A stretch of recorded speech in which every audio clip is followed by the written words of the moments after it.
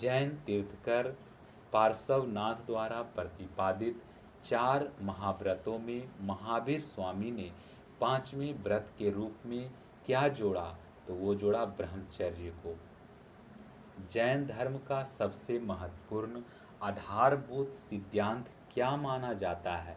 तो वो है अहिंसा। अहिंसा माना जाता है। किस प्रदेश में सांची का महान स्तूप स्थित है?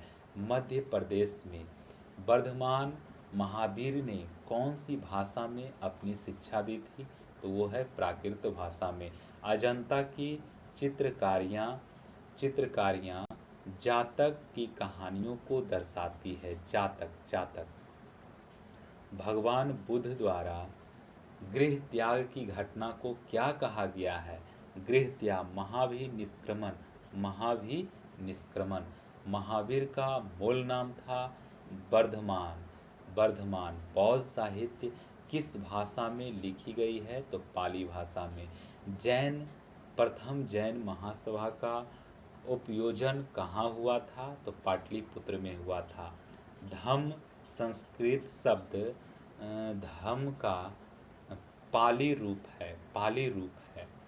किस स्थान पर गौतम बुद्ध की मृत्यु हुई थी? तो कुशीनगर में। महायान पाठ किससे संबंधित है? तो बौद्ध धर्म से। हीनयान स्कूल का सबसे महत्वपूर्ण काम कौन सा है? तो महावस्तु। तीर्थकर शब्द किस धर्म से संबंधित है? तो जैन धर्म से संबंधित है। गौतम बुद्ध का वास्तविक नाम था सिद्धार्थ।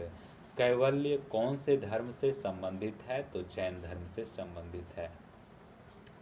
जैनियों द्वारा अपने पवित्र ग्रंथों के लिए सामूहिक रूप से किस शब्द का प्रयोग किया जाता था? तो वो अंग है।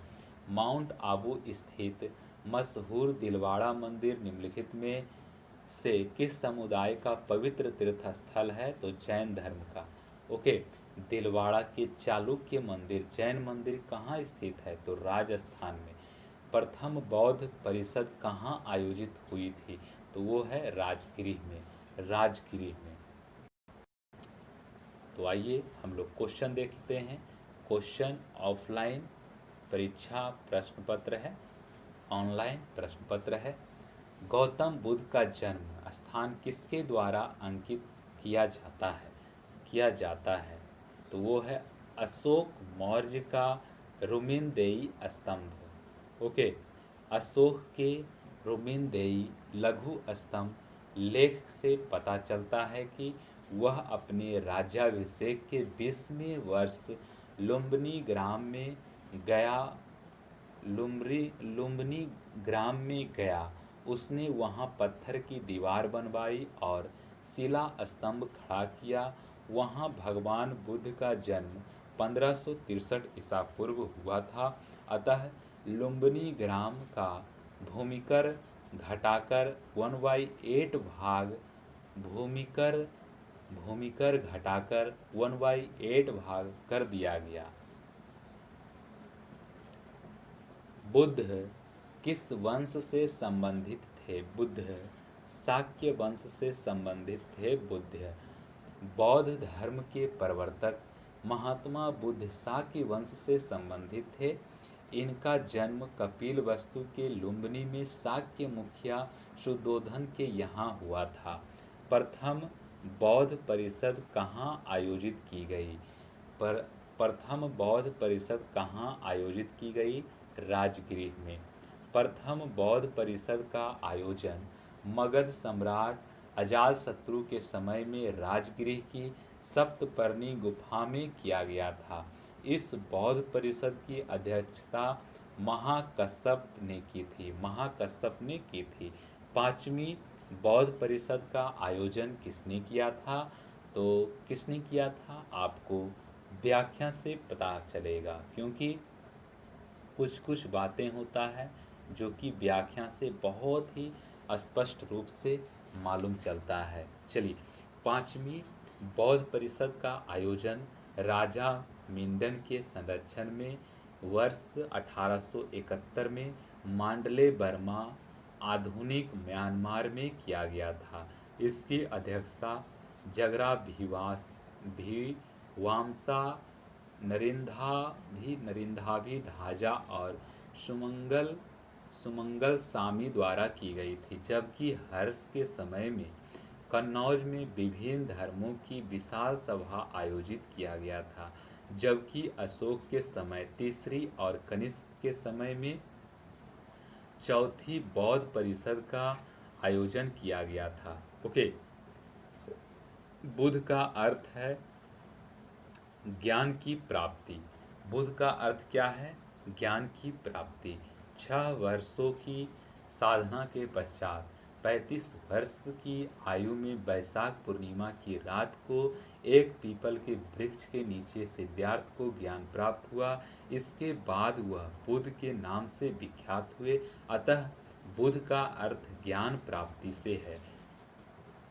निम्न में से बौद्ध साहित्य की पहचान कीजिए।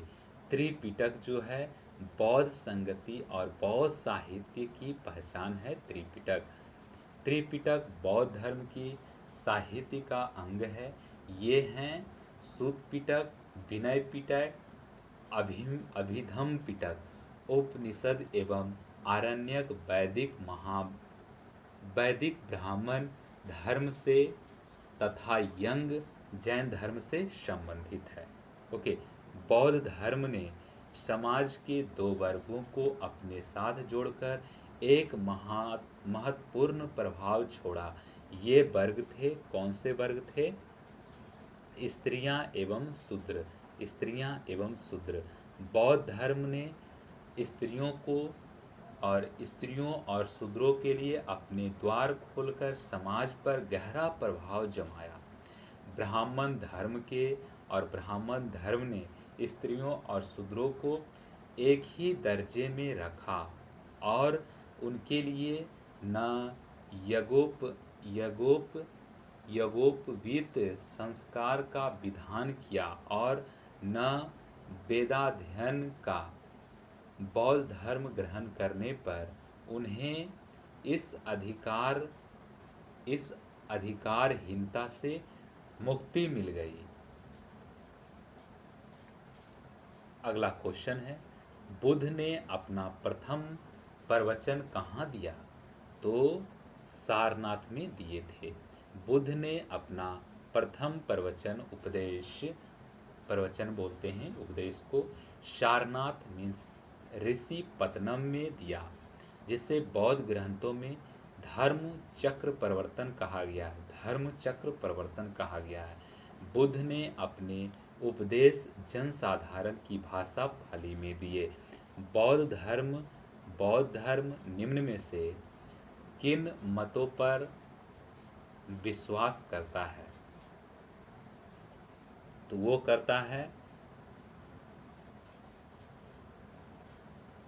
दुनिया दुखों से भरी है, इस पे भी करता है। लोगों को दुख उनकी इच्छाओं के कारण होते हैं, ये भी होता है। यदि इच्छाओं पर काबू पा लिया जाए तो निर्वाण मिल जाएगा। ABC तीनों है। ABC तीनों है तो हो जाएगा आपका ऑप्शन सी। ओके, बौद्ध धर्म अनिश्वरवादी और अनात्मवादी है। इसके अनुसार दुनिया दुखों से भरी है। लोगों को दुख उनकी इच्छाओं तृष्णा के कारण होते हैं। यदि इच्छाओं पर काबू पा लिया जाए तो निर्वाण मिल जाएगा। धातु से बने सिक्के सबसे पहले प्रकट हुए थे बुद्ध के काल में। भारत के प्राचीनतम धातु के सिक्के को, जो 5वीं अथवा 6ठी शताब्दी ईसा पूर्व बुद्ध काल के हैं, पंचमार्क अथवा आहत सिक्के कहा जाता है। ये अधिकांशतः चांदी के हैं, परंतु कुछ तांबे के आहत सिक्के भी प्राप्त हुए हैं। इन्हें आहत इसलिए कहा जाता है क्योंकि इन पर अलग से ठप्पा मारकर विभिन्न प्रतीक अंकित किए गए हैं। ऐसे सिक्के समूचे देश में तक्षशिला से मगध तक और मगध से मैसूर तक मिले हैं।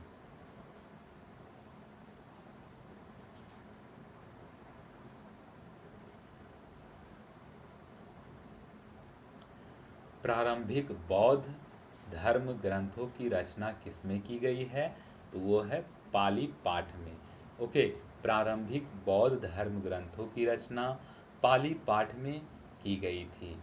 पाली उस समय आमजनों की भाषा थी। बाद में बौद्ध धर्म ग्रंथ संस्कृति में भी लिखे गए हैं। ओके, आरंभिक बौद्ध साहित्य किस भाषा में रचे गए? किस भाषा में रचे गए? तो वो पाली में रचे गए थे। निम्न में से निम्न में से निम्न में से कौन सा निम्न में से कौन सा एक भारत में उत्पन्न सबसे बाद वाला बौद्ध धर्म ग्रंथ है? तो वो है वाम वामसा वामसात पाक्सनी वामसात पाक्सनी। उपयुक्त विकल्पों में से भारत में रचित सबसे बाद में बौद्ध धर्म ग्रंथ वामसात पाक्सनी था। इसकी रचना 10वीं शताब्दी में हुई थी। 10वीं शताब्दी में हुई थी। बौद्ध धर्म में बुल का संबंध बुद्ध के जीवन की घटना के साथ है। जन्म।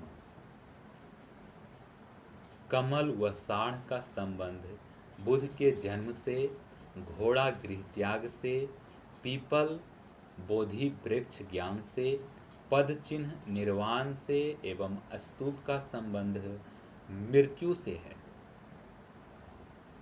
बुद्ध को प्रबोध कहाँ प्राप्त हुआ था? बुद्ध को प्रबोध कहाँ प्राप्त हुआ था? तो वो प्राप्त हुआ था बोध गया में। बुद्ध को ज्ञान को बोलते हैं प्रबोध बोलते हैं ज्ञान को। बोध गया में प्राप्त हुआ था। बोध गया में प्राप्त हुआ था।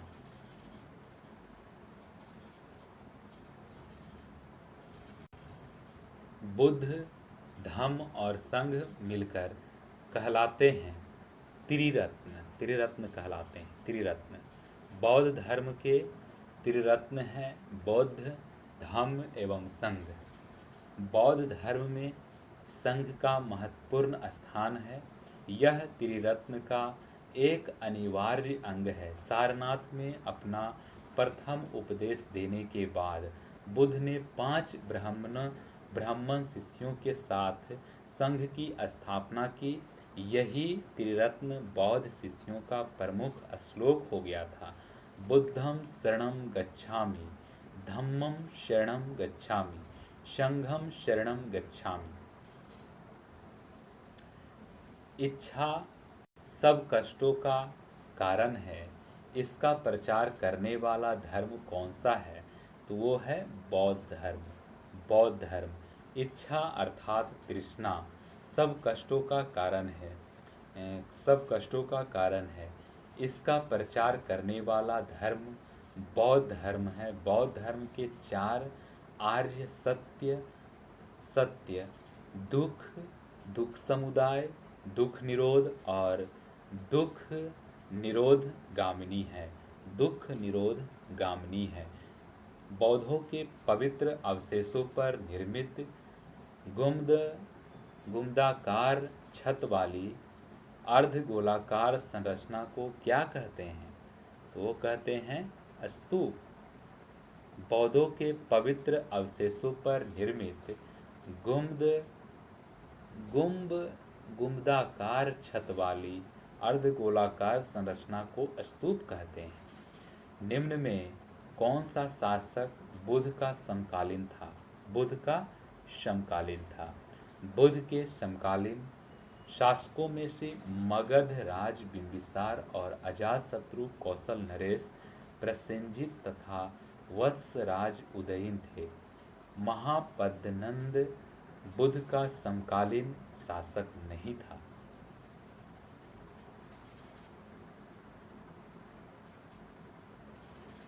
बुद्ध की मृत्यु किस वर्ष में हुई? तो बुद्ध की मृत्यु हुई थी 483 ईसा पूर्व में।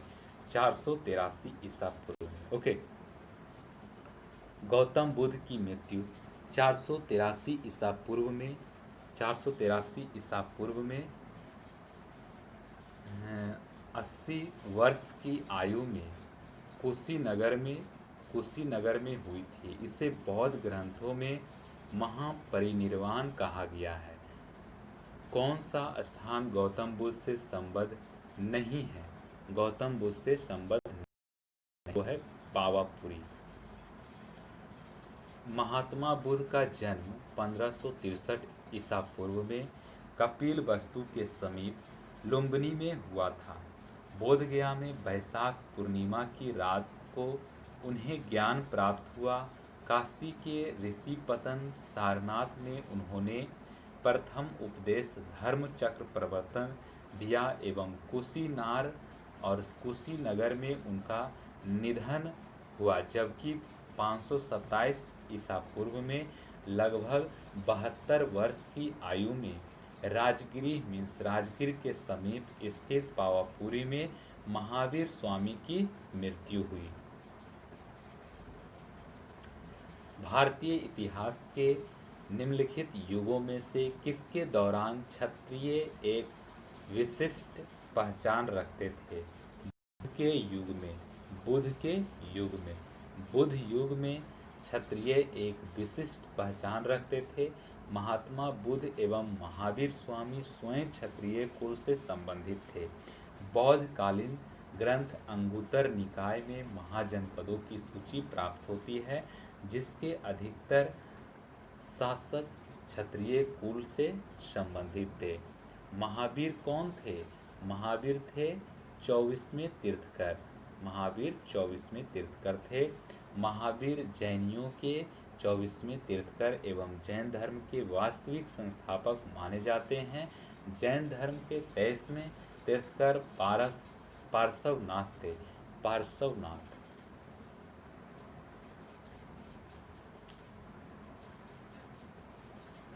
भारत में जैन धर्म का संस्थापक कौन है? तो वो हैं महावीर। भारत में जैन धर्म के प्रथम तीर्थकर ऋषभदेव या आदिनाथ को माना जाता है और इनका प्रथम उल्लेख ऋग्वेद में 22वें तीर्थकर अरिष्टनेमि के नाम और अरिष्टनेमि के साथ मिलता है। जैन धर्म का वास्तविक संस्थापक 24वें तीर्थकर महावीर स्वामी को माना जाता है। जैन धर्म का पहला तीर्थकर किसे माना जाता है? तो पहला तीर्थकर माना जाता है ऋषभदेव को। ऋषभदेव। वर्धमान महावीर ने परिनिर्वाण कहाँ प्राप्त किया? वो प्राप्त किए थे वह पावापुरी जिसको बोलते हैं। वर्धमान महावीर के मल महाजनपद की राजधानी पावा या पावापुरी में परिनिर्वाण प्राप्त किया था। पावापुरी बिहार राज्य के नालंदा जिला में स्थित है। जैन साहित्य को क्या कहते हैं? तो कहते हैं अंग। जैन साहित्य को आगम सिद्धांत कहा जाता है। इसके अंतर्गत 12 अंग, 12 उपांग, 10 प्रकीर्ण, 6 छेद सूत्र, 4 मूल सूत्र एवं अनुयोग सूत्र आते हैं। बौद्ध साहित्य को त्रिपिटक कहा जाता है। प्राचीन भारत का प्रसिद्ध वह शासक कौन था जिसने अपने जीवन के अंतिम दिनों में जैन धर्म अपना लिया था? चंद्रगुप्त।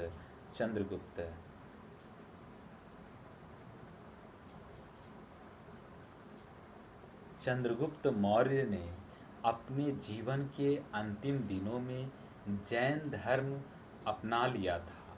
उसने जैन साधु भद्रबाहु से जैन धर्म की दीक्षा लेकर श्रवणबेलगोला कर्नाटक स्थित चंद्रगिरी पहाड़ी पर 298 ईसा पूर्व में उपवास संलेखना द्वारा अपना शरीर त्यागा था। दक्षिण भारत में प्रसिद्ध जैन केंद्र स्थित है श्रवणबेलगोला। दक्षिण भारत में प्रसिद्ध जैन केंद्र कर्नाटक में मैसूर स्थित श्रवणबेलगोला है। यहाँ गोमतेश्वर की मूर्ति चामुंड राय ने बनवाई है। तो आज के इस कड़ी में इतना ही। और दोस्तों, ये जो आप कड़ी देख रहे हैं, कड़ी दो कड़ी एक दूसरे से सम्मिलित है, क्योंकि इसको आप थ्योरी के रूप में लेंगे तो आप थ्योरी पढ़ेंगे, क्वेश्चन के रूप में लेंगे तो क्वेश्चन होगा, क्योंकि इसमें जो भी चीज़ लिखा गया है वो क्वेश्चन के रूप में पूछा जाता है एग्जामिनेशन में।